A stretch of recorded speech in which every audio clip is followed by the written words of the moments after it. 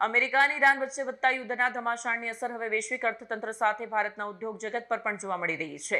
ભરૂચ જિલ્લાના અંકલેશ્વર, પાનોલી, ઝઘડિયા અને દહેજ જેવા ઔદ્યોગિક વિસ્તારોમાં ખાસ કરીને petroleum, dice, intermediate, fruit product, pharmaceutical, blood, drug અને કેમિકલ ઉદ્યોગ માટે ચિંતાજનક સ્થિતિ ઊભી થઈ છે। જોઈએ શું છે રિપોર્ટ। ભરૂચ જિલ્લાના અનેક ઉદ્યોગો અમેરિકા, યુરોપ, રશિયા, ઈરાન તેમજ અન્ય ખાડી દેશો સાથે આયાત નિકાસના વ્યવહારો કરે છે। Cosmetic, dyes, intermediate, pharma, blood, drugs અને કોટન સહિતના ઉત્પાદનોની નિકાસ તથા વિવિધ કાચા માલની આયાત પર યુદ્ધની સીધી અસર પડવાની શક્યતા વ્યક્ત કરવામાં આવી રહી છે।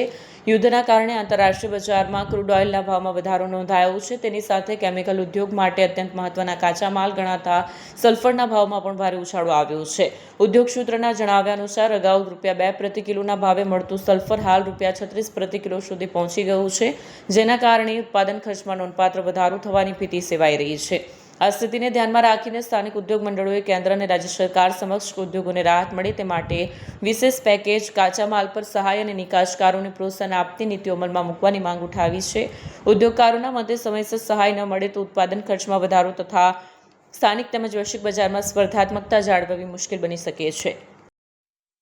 હાલ જે ઈરાન અમેરિકાનું જે વોર ચાલી રહ્યું છે, જેમાં ઈરાનથી મેન આપણને સલ્ફરનું આયાત આપણે કરતા હતા, અત્યારે જે આપણને ખૂબ જ ઊંચા પ્રમાણમાં મળે છે અને પૂરતા પ્રમાણમાં મળતું નથી। જે ભાવ પહેલાં આજથી 4 મહિના પહેલાં ₹2 થી ₹2.5 હતો, જે વધીને અત્યારે લગભગ અંદાજે ₹36 સુધી પહોંચી ગયો છે, એટલે કે લગભગ 8 થી 10 ગણો ભાવનો વધારો છે। જેથી કરીને ડાઇસ, પિગમેન્ટ, ફાર્માસ્યુટિકલ ઇન્ડિયાનું આ એક સલ્ફ્યુરિક એસિડ એવું પાયાનું રો મટીરિયલ છે, જે દરેક ઇન્ડસ્ટ્રીઝને વાપરવાનું થાય છે, જેથી કરીને એ લોકોની પડતર કોસ્ટમાં ખૂબ